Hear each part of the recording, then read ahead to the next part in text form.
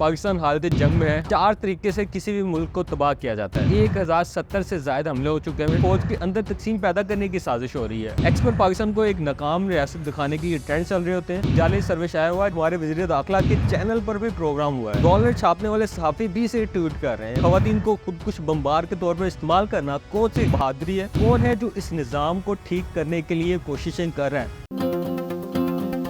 बिस्मिल्लाहिर्रहमानिर्रहीम, अस्सलाम वालेकुम। मैं हूं फ़हीम अहमद। पाकिस्तान हालत जंग में है। हर पाकिस्तानी को इस मुल्क की हिफाजत के लिए कोशिश करनी होगी। रुकिए, अगर आप मुझे जाहिद हामिद पार्ट 2 समझ रहे हैं तो पहले चंद हकायक सुन लें और फिर फैसला कीजिएगा कि मैं दुरुस्त कह रहा हूँ या नहीं।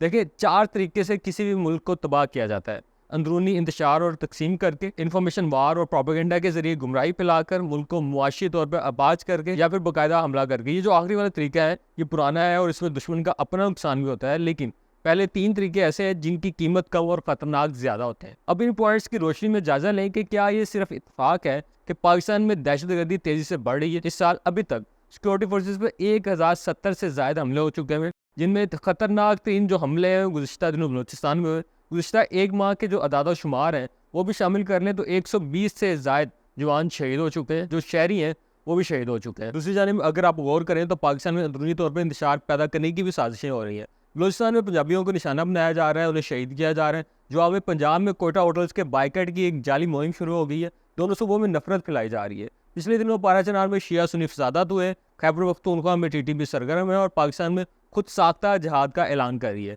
कश्मीर में रियासत मुखालिफ जज्बात पैदा किए जा रहे हैं। इंतहा तो यह है कि वजह कोई भी हो, लेकिन फौज के अंदर तकसीम पैदा करने की साजिश हो रही है। अगर कोई ना समझना चाहे तो कुछ नहीं किया जा सकता, लेकिन ये सब काम करके पाकिस्तान को अनारकी की तरफ धकेला जा रहा है। अब दूसरे हरबे की तरफ आते हैं, जो है इंफॉर्मेशन और प्रोपेगेंडा। क्या ये भी सिर्फ इत्तेफाक है कि जब भी आप सोशल मीडिया ओपन करें तो आपको पाकिस्तान से मुतालिक सिर्फ मनफी खबरें मिलती हैं? यूट्यूब खोलें तो इंडियन चैनल्स दिखा रहे होते हैं कि पाकिस्तान खाना जंगी का शिकार है, हालात बहुत ख़राब हैं। ये इंडिया के बड़े बड़े चैनल्स के स्क्रीनशॉट्स हैं, देखें, जो सिर्फ ये दिखा रहे हैं और बता रहे हैं कि पाकिस्तान में किस तरह बदअमनी फैली हुई है। हालांकि खुद भारत में रोज ऐसे वाकयात होते हैं, लेकिन रिपोर्टिंग सिर्फ पाकिस्तान की होती है। एक्सपर्ट पाकिस्तान को एक नाकाम रियासत दिखाने के लिए ट्रेंड चल रहे होते हैं, और तो और हमारे जो अपने एनालिस्ट हैं वो बढ़ चढ़ कर रिव्यूज के लिए हिस्सा डाल रहे होते हैं। इसमें नौजवानों में मायूसी फैलाई जा रही है। पिछले दिनों गैलप के नाम पर एक जाली सर्वे आया हुआ है जिसके मुताबिक 94% पाकिस्तानी मुल्क छोड़कर जाना चाहते हैं। हैरानगी की बात यह है कि ये देखें, इस पर हमारे वज़ीर दाखिला के चैनल पर भी प्रोग्राम हुआ है।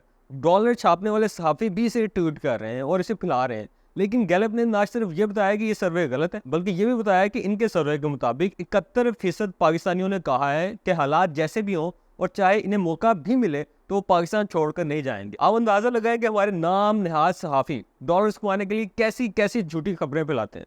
देखिए, दीगर तरीकों से भी नौजवानों को एक हिजान, परेशानी और कन्फ्यूजन में मुब्तला किया जा रहा है। अब देखें कि ये जो पिछले दिनों बलूचिस्तान में दहशतगर्दी हुई है, इसमें नौजवान शामिल थे। इनमें एक पढ़ी लिखी लड़की ने खुदकुशी हमला किया। क्या कोई जवाब दे सकता है कि ऐसा क्या हुआ कि दहशतगर्दों ने ऐसे तरीके से ब्रेन वॉश किया कि वो लड़की खुदकुशी हमलावर बनने पर तैयार होगी? इसके बाद भी कुछ लोग ऐसे जो भयानक वाकयात हैं इनको नजरियात की जंग का नाम दे रहे हैं। क्या एम का ना सोच है? वैसे ये मासूम शहरियों को बसों से उतार कर शहीद करना कौन सी हकूक की जंग है? खवातीन को खुदकुश बम्बार के तौर पर इस्तेमाल करना कौन सी गैरत और बहादुरी है? और ये सिर्फ पहला वाकया नहीं है। माहिल बलोच दहशतगर्द तंजीम की तीसरी खातून खुदकुश बम्बार थी। आगे बढ़ते हैं। तीसरा और अहम हरबा मुआशी तौर पर जंग मुसलत करना है। क्या ये भी आपको मामूली बात लगती है कि पाकिस्तान को मुआशी तौर पर तकरीबन अपहाज किया जा चुका है और इसे मुकम्मल मुआशी गुलामी की तरफ धकेला जा रहा है? IMF तमाम मुतालबात मानने के बाद भी हुकूमत को नाक से लकीरें निकालने पर मजबूर कर रहा है। ऐसे इकदाम करवा रहा है जिससे अवाम में बेचैनी और बगावत फैले और मुल्क मजीद इंतशार की तरफ जाए।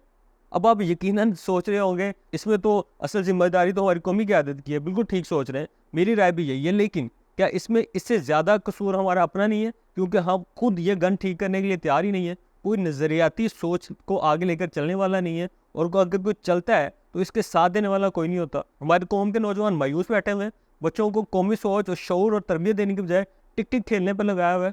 बूढ़े हमारे जो है सिर्फ अफसोस कर रहे हैं। कौन है जो इस निज़ाम को ठीक करने के लिए कोशिशें कर रहे हैं? कोई भी नहीं। तो अब इसका हल क्या है? देखें, एक तो है कि रियासत और उसके जो फैसला साज वो जिम्मेदारी निभाए।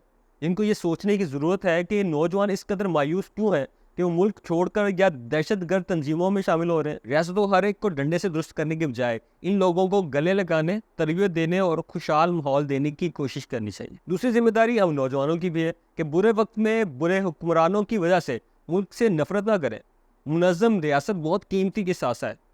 इराक, लीबिया, शाम और यमन की हालत से इबरत हासिल करनी चाहिए हमें, और मुल्क के लिए कुछ करना है तो बांग्लादेश के नौजवानों से सीख लें कि तहरीक को कैसे बामानी बनाकर मुस्बत तब्दीली लाई जाती है। याद रखें, रियासत माँ होती है। माँ अगर बीमार हो जाए तो ना तो इसको छोड़ कर जाया जाता है और ना इसकी जान ली जाती है, बल्कि इसका इलाज किया जाता है। यही गैरतमंद और बाशऊर लोगों की निशानी होती है।